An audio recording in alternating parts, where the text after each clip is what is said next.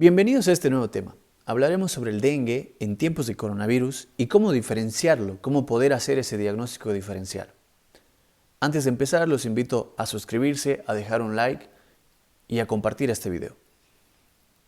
El dengue en tiempos de coronavirus. ¿Qué es el dengue? ¿Cómo definimos al dengue? El dengue es una enfermedad causada por un virus que se transmite a través de la picadura de un mosquito, el cual pertenece a un tipo de género y pertenece a una familia. El género del dengue principalmente es el Aedes aegypti, el cual es el vector de la enfermedad. Este mosquito tiene hábitos domiciliarios, por lo que la transmisión es predominantemente doméstica. ¿Ok? Debemos saber que también este dengue pertenece a la familia Flaviviridae, la cual presenta 4 variantes de serotipos, desde el DEM1 hasta el DEM4. ¿Qué quiere decir esto? Significa que, en teoría, una persona podría padecer de dengue hasta 4 veces a lo largo de su vida, una por cada serotipo. Pero debemos saber que hasta el momento solo se ha comprobado hasta 3 infecciones en un mismo individuo. ¿Cuál es el periodo de incubación de este virus en una persona?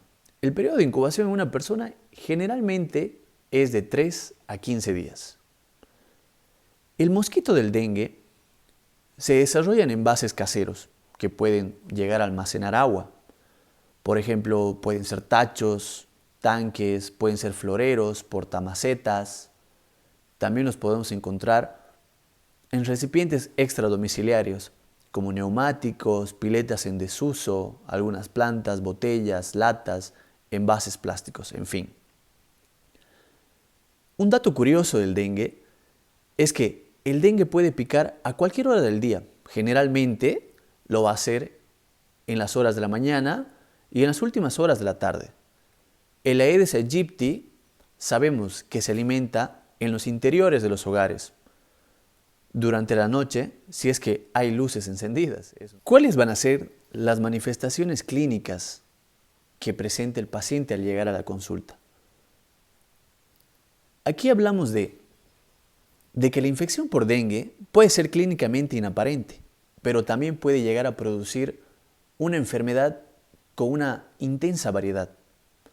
Debemos saber que después de este periodo de incubación de 3 a 15 días, en algunos pacientes de 5 a 7 días, podrán aparecer manifestaciones clínicas, pero tenemos una alta proporción de personas infectadas, las cuales cursan de una manera asintomática.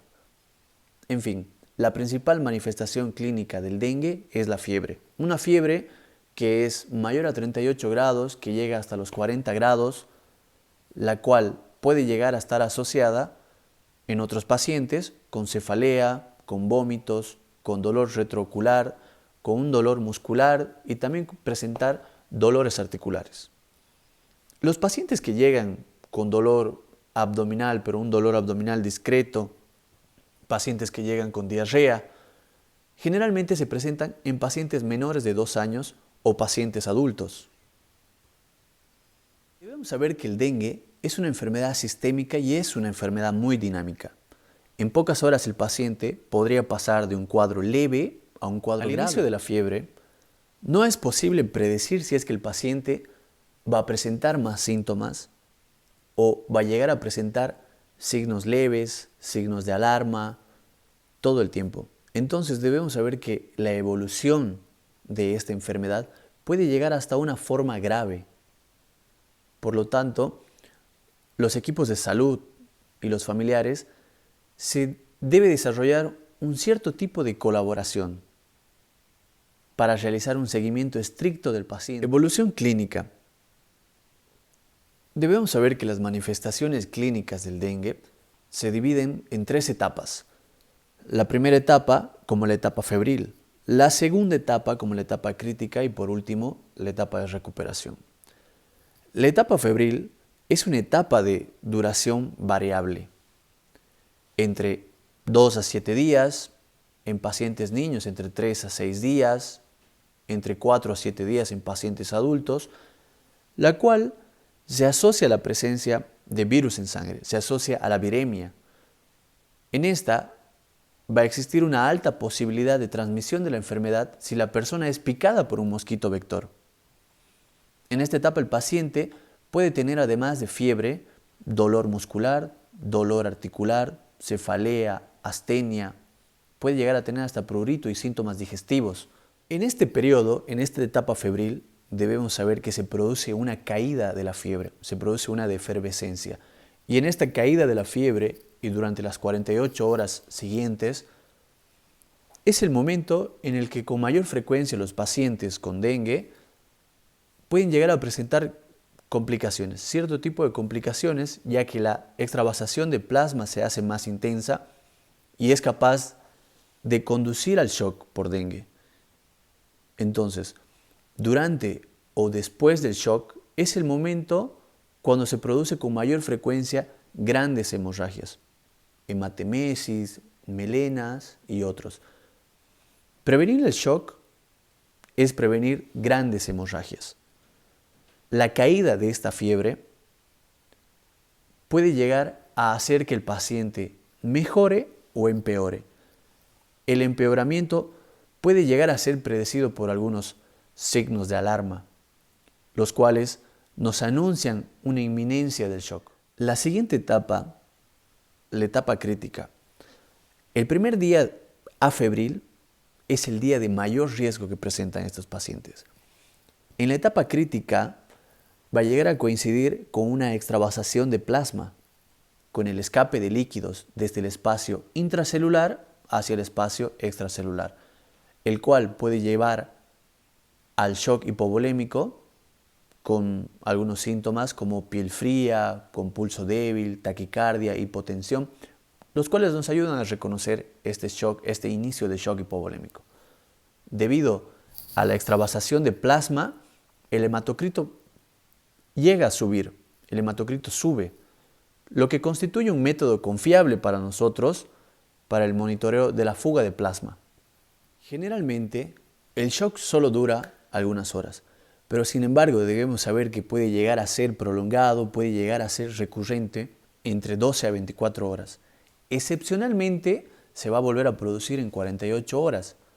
En estos casos, los pacientes pueden llegar a evolucionar a un cuadro de distrés respiratorio, así como presentar complicaciones tales como una hemorragia masiva, tales como falla multiorgánica o una coagulación intravascular diseminada. También, en esta etapa crítica, se puede afectar el hígado y otros órganos.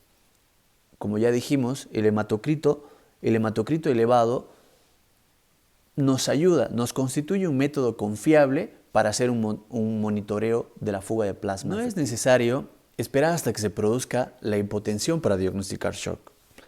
Tenemos que vigilar la presión arterial diferencial de 20 milímetros de mercurio o menos, ya que esto va a ser un indicador hacia el inicio de la evolución de shock, junto con otros síntomas de inestabilidad hemodinámica, tales como taquicardia, como frialdad, enlentecimiento del llenado capilar. Debemos estar muy atentos a esta presión arterial diferencial para hacer un diagnóstico temprano de shock.